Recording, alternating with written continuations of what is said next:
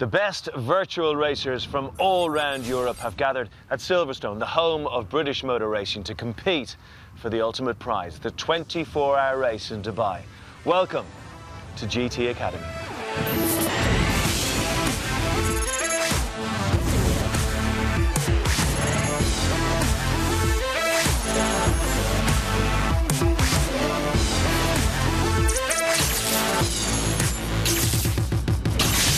GT Academy, brought to you by Nissan and PlayStation 3.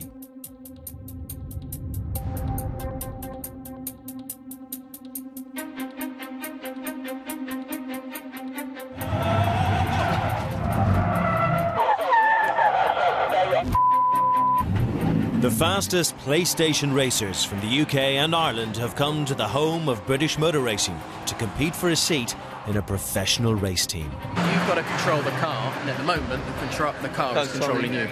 They may have raced on a game, but over the past week they've had to prove they've got what it takes to race for real. Not that much speed through the corners. I've been following their Silverstone journey to witness firsthand the unique driver selection process. Oh, they're tipping already! Get in there, son!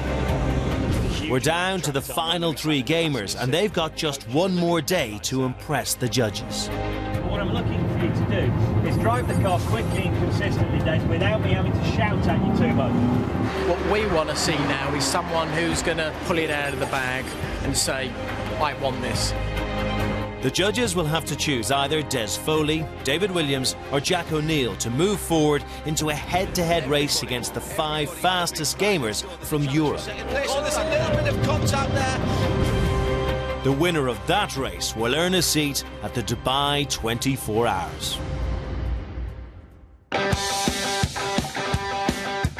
This morning, the judges have taken their gamers onto Silverstone's national circuit for a tutoring session before the final 2 challenges. You get on the edge, make a couple of mistakes, fine. I make mistakes, Rob make mistakes, every professional racing driver makes mistakes. But we have to find the edge. There's only 3 left now. What is in store for them today? We've brought them so far, but 2 really tough challenges for them today. They're not just driving the cars now, we're starting to move into the racing territory, so looking at how they compete against each other. Equally so, when the pressure really comes to the fore, are they going to be able to cope with it and not make mistakes? It's 5th gear, you're in there, dude. Have you seen a racing driver yet? I'm still waiting to see the racing driver I think that we need to take to Dubai, but hopefully, you know, with the up-and-coming activities we have for them, that bar is going to start to rise and we're going to see a really tough competition. Good, off the brakes, off the brakes, off the brakes. Again, just slowed it down a little bit too much now. The gamers have been on track all week, and today Rob and Johnny must decide which one they should take forward in the competition. I have a concern if David's our man. He'll come into Cops in that race situation in a pack, big slide, runs wide, he'll go from wherever he is to bone last, and he hasn't got the raw pace to get himself back up there. Jack will go round like a metronome, perhaps not quite as quickly as Des or David, but consistent all the time. Des is probably the fastest of the lot, but big slides and he's all over the place.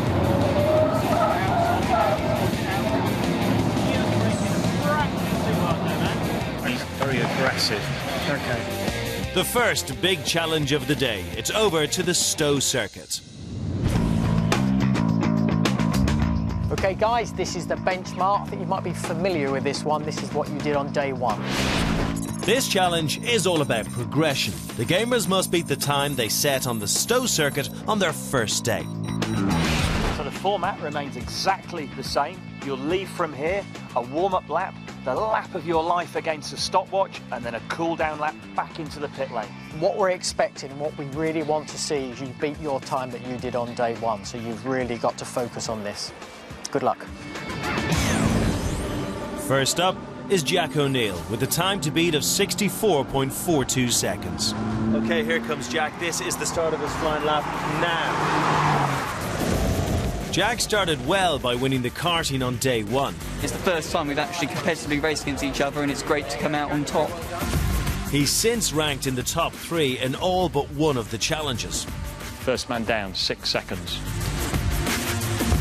He put that brief blip to the back of his mind and once again made himself the man to beat in the last challenge with his lightning-quick reaction times. He just has to absolutely boot it up here. Here he comes.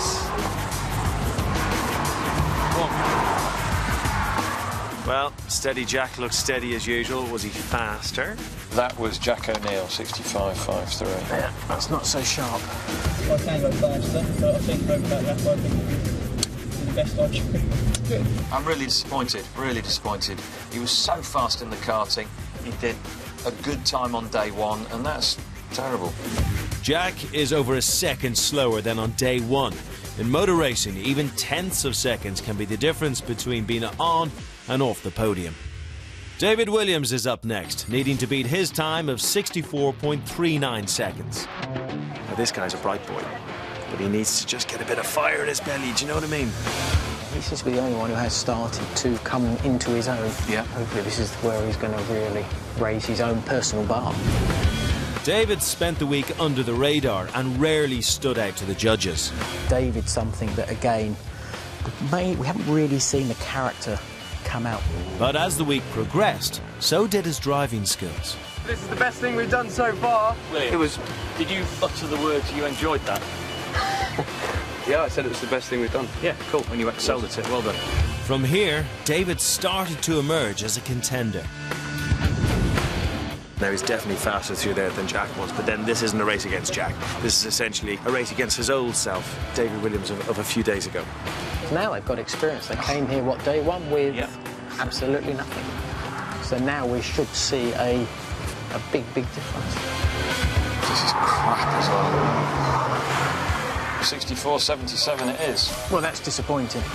Both gamers have failed to improve on their times. As endurance racers, they'll need to go fast lap on lap by consistently hitting the correct racing line.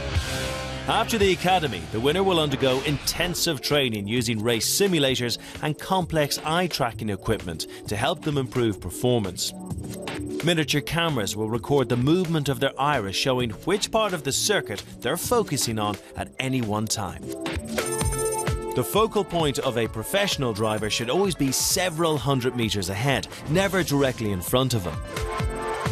As the driver approaches the corner, he glances at his braking point and then immediately looks for the apex. Passing here, it's all about the exit point.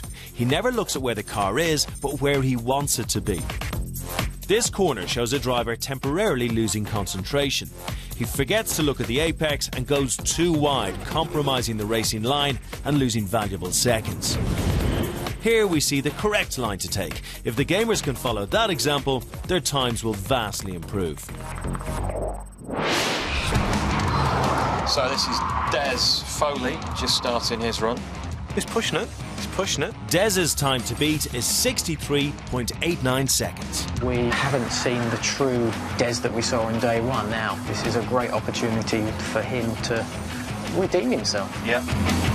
Of all the gamers, Des has proved that he has the most potential to go fast. On day one, he was the man to beat in the benchmark test. I think the main one is Des, to be honest. He was the quickest. Good job, well done, mate. But he hasn't regained his early form, and just yesterday he faced a head-to-head elimination to stay in the academy.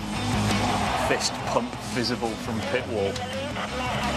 He'll be hoping that he's now turned a corner. Go, go, go, go, go, go, go, go, go, go, go.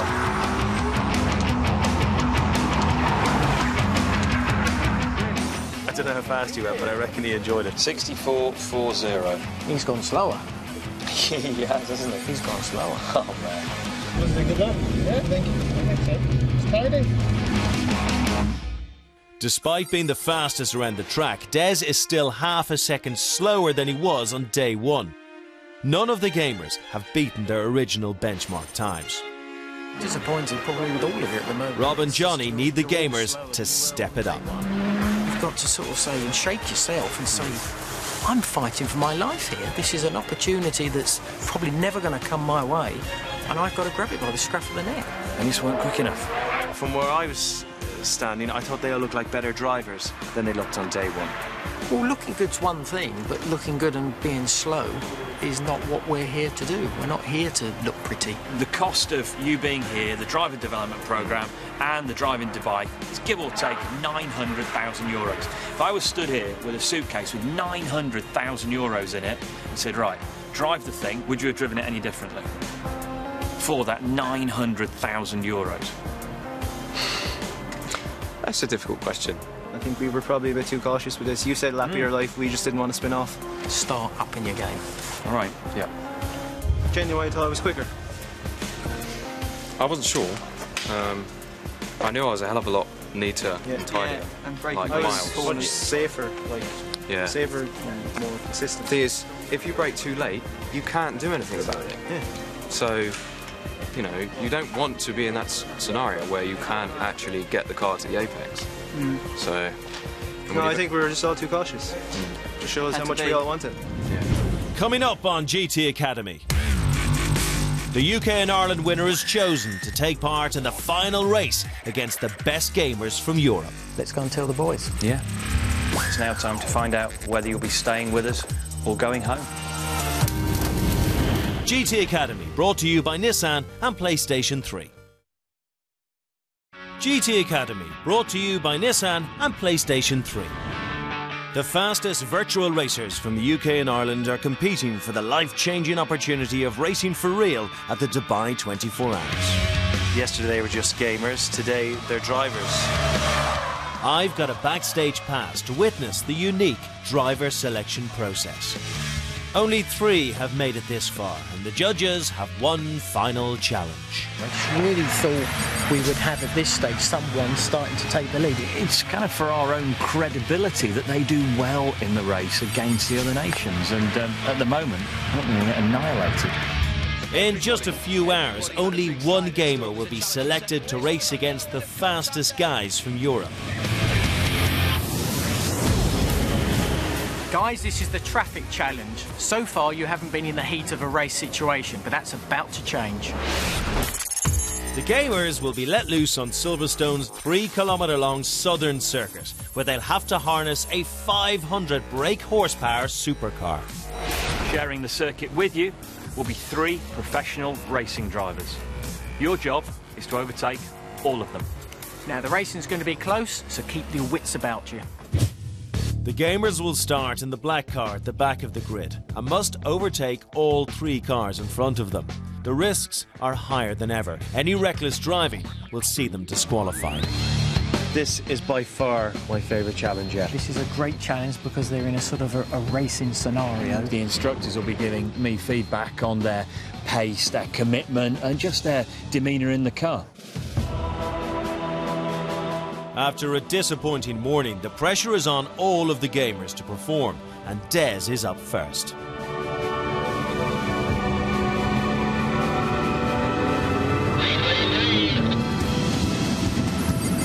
Des overtakes his first instructor in lap 1. He now has 2 laps to push for first place.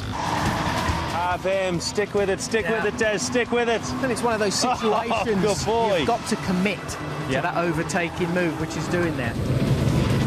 Into lap 3, and Des has been side by side with car 2 for most of the race.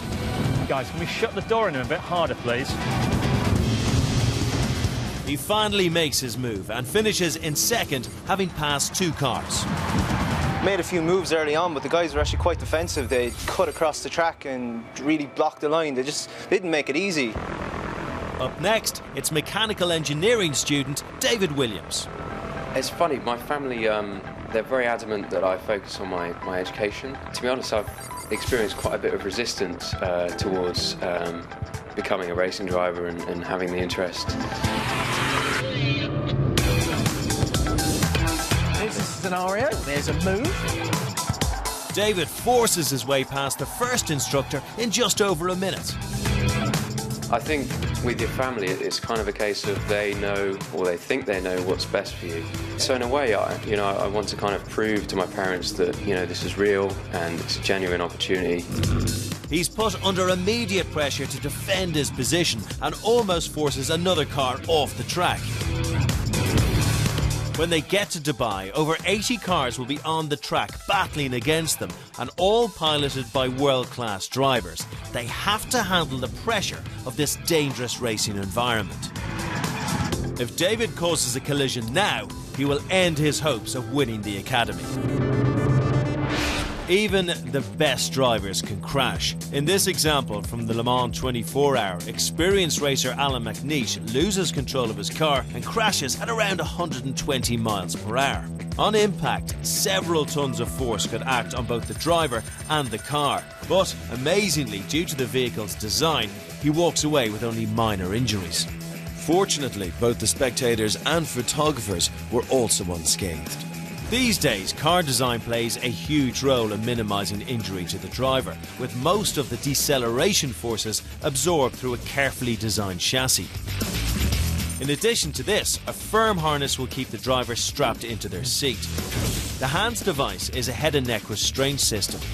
By reducing the movement of the neck in a high-speed crash, it also reduces the forces acting upon it by 86%. Finally, the driver's carbon fibre helmet can resist up to 300 G of force, or 300 times its own weight. Defend to the inside, please. Make him work for it. Good lap. Yeah. Coming into the final lap, and David goes for second on a tight corner. He makes it and pushes on to the lead car. That's good, because David actually there did go bang down the inside. This is my corner. He finally ends the race in second place, making 2 overtakes. I thought you did very well there. Suddenly I'm in the middle of a race. Yeah, absolutely. And that's what it's like. That is as realistic as it gets. I was concerned David wouldn't perform well on this, but no, did a good job, I think. For me, David there, he got the closest. With Des, there was a bigger gap to the leader, and actually he did close that gap down. You've got to kind of go for it, but at the same time, you've got so much around you to be aware of. Jack is the last driver to go. You ready, Jack? I'm ready. Lads, Jack's been the quickest one of my little team. Can we really make him work hard for this, please? Make him work hard.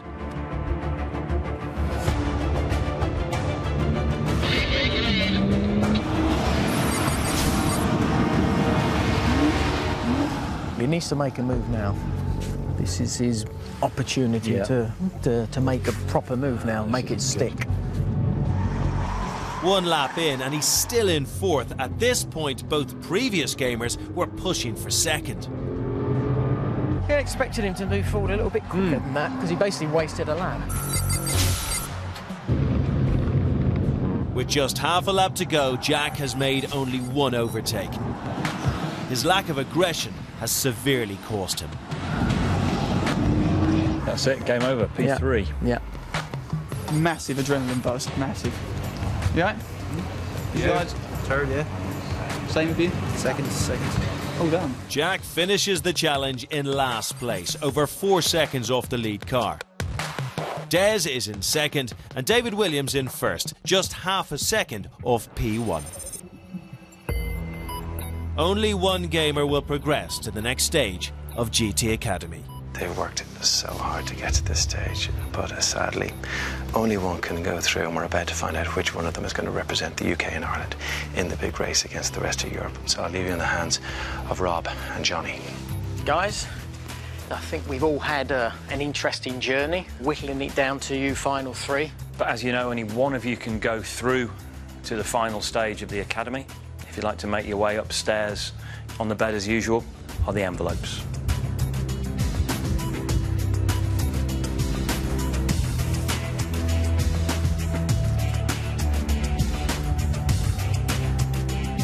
We're going to have to whittle this down to just 1.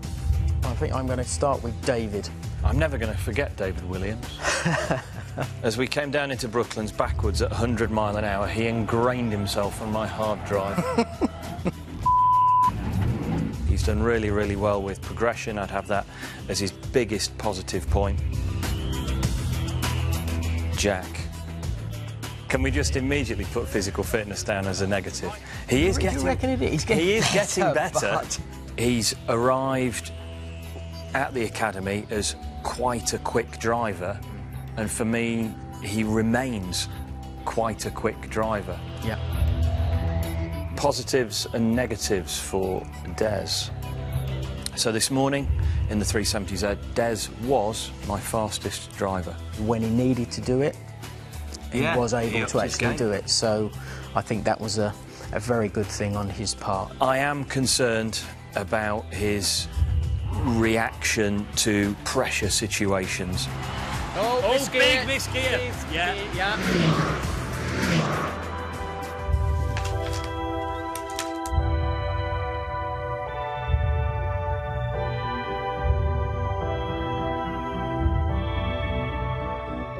For David and Jack, the journey ends here. The gamer selected for the final race is Des. Fist pump visible from pit wall. Stopwatch never lies. We've gone with the quickest man. That's one, Des. I've used the word surreal all week, but this tops it all. To come back from almost elimination to win it, I mean, it's the best feeling. I feel disappointed, but I can look back in the future and say, this is what I did at GT Academy, and people will be like, is that possible? Can you do that? I genuinely felt that I had a chance, you know, so it's really gutting, but there we go. I'm going to be having a race around the Silverstone Grand Prix circuit with the 5 other best guys from Europe. Our role changes now into a pair of driver coaches. All we're trying to do now is help him learn to extract the most from the race car. The guys want someone who's in control of the car, not someone who can just do a quick lap every now and then. And yeah, I think they found that with me. Next time on GT Academy. Des competes head-to-head against the 5 fastest gamers from Europe, and one of them wins the professional race seat in the Dubai 24 Hours. He's managed to keep the power on and he's challenging for the lead. The winner has gone through. The second place guy has gone through.